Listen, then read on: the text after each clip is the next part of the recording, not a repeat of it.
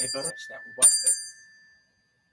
Hi, we're having technical Having camera difficulties. malfunctions. It's okay. Our co-producer Sings With Ours is helping us out tonight. We're going to be. I guess we can only run one of those. I just want to throw things. For us to have us. Welcome to Tuesday Talks, guys, with my co-host Jacy Moonspirit, myself, Spirit Soaring. Tonight we're going to talk to you about assumed respect. In other words, that respect that's not really deserved. Because it's become apparent that a lot of people just automatically assume you're going to show them respect. And that's not correct. That's incorrect thinking on their part, not your part. But respect all the way around has to be earned. Okay? That means if Jacy respects me, if Jacy shows me respect, it's because I've earned her respect. Mm-hmm. That means if I show Jacy respect, if I respect Jacy, it means she's earned my respect. She's earned my regard for how she is as a human being. Okay? That's what respect is, your regard for how they are as a human being. Okay?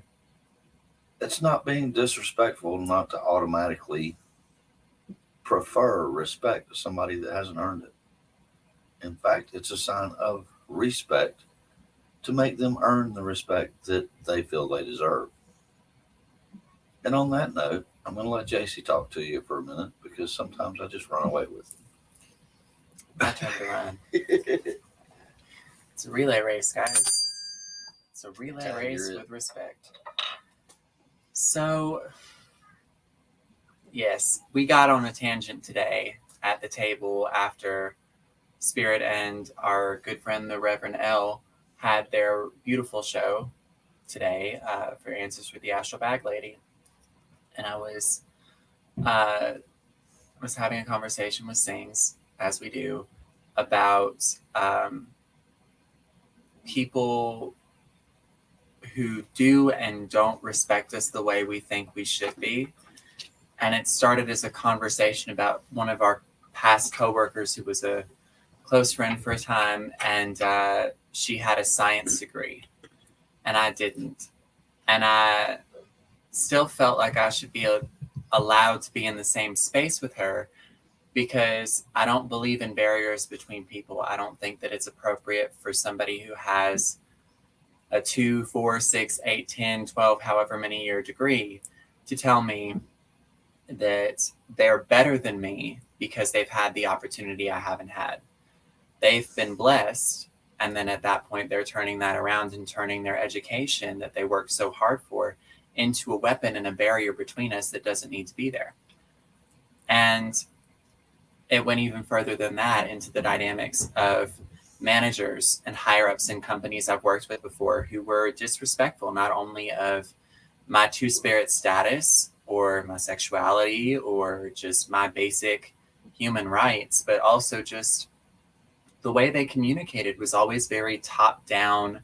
It was never, how do I say this? It was never genuine.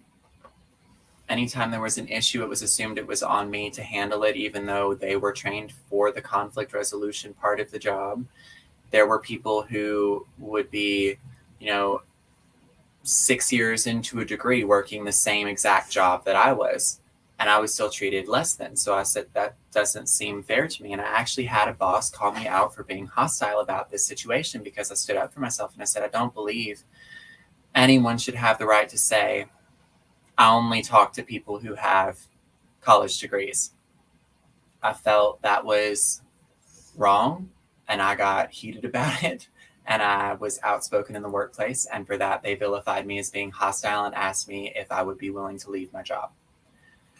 And that brought up tonight's discussion, and I think about those times sometime, and I'm like, there are roles and circumstances that I do believe we should have respect. Like, I believe that children should respect their elders. I believe they should respect their parents. But I also think at a certain point, a child stops being innocent and the child can notice the faults of another person and say, okay, you're not communicating with me in a way that's healthy. This is becoming abusive. I think learning how to do that effectively is something that my generation is starting to do with their kids. And I believe that's a step in the right direction, because at the very least, it keeps a line of communication open that says there's a middle ground here where I can explain my perspective and get to know you better, and you can get to understand what I'm thinking about with respect for roles.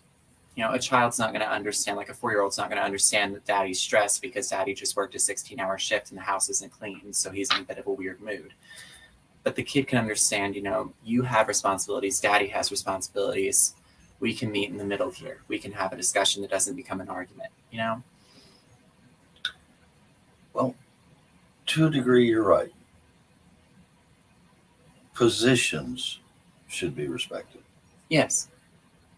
And the person in the position should be respected as long as they fulfill the roles of the position with a degree of decorum. I agree. If they can't live within a degree of decorum, they probably shouldn't be in the position anyway, because positionally speaking, that drives the ego mad. I agree. And people that aren't able to dislocate themselves from their ego, their id, and a lot of people aren't, it's no fault of their own, they just haven't been taught better. Mm-hmm. People that aren't able to dislocate from their ego, their id, often find positions of power make them lust for more. Mm-hmm. And they become the type that demands respect and demands output and demand. And that's the last person in the world you want to respect. I agree. Because if they're making unreasonable demands on you and aren't standing there beside you helping you, are they really serving humanity?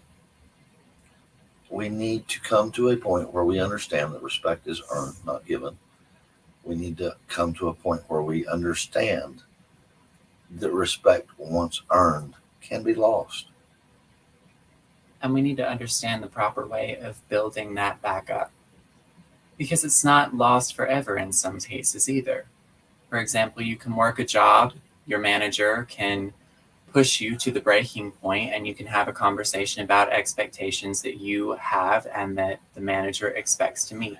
If there's not a reasonable foreground, that manager is on an ego trip at that point, and you have to figure out what you're going to do to take best care of yourself. And in these days and times, people are scared to say what they need to say. Mm-hmm. For fear of losing respect. For fear of losing livelihood and the ability to feed their families as well.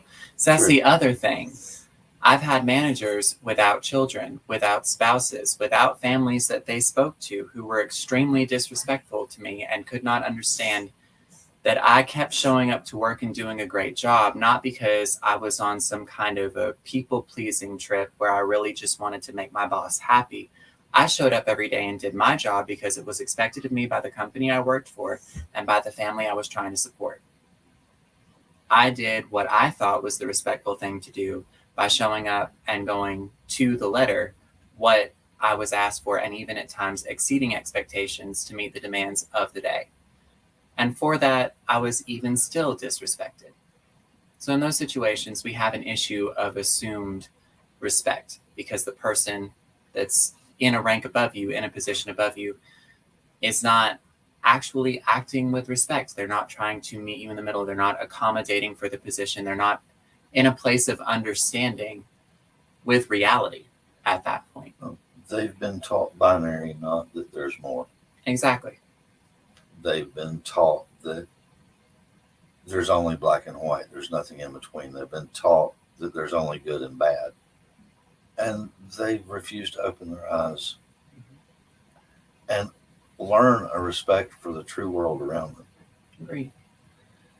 In that, come back tomorrow night for Witchy Wisdoms, wonderful tile work, My Better Half Sings with Owls, and my good friend Jacy Moonspirit for Witchy Wednesdays. Peace and blessings, everybody. We hope you have a blessed one.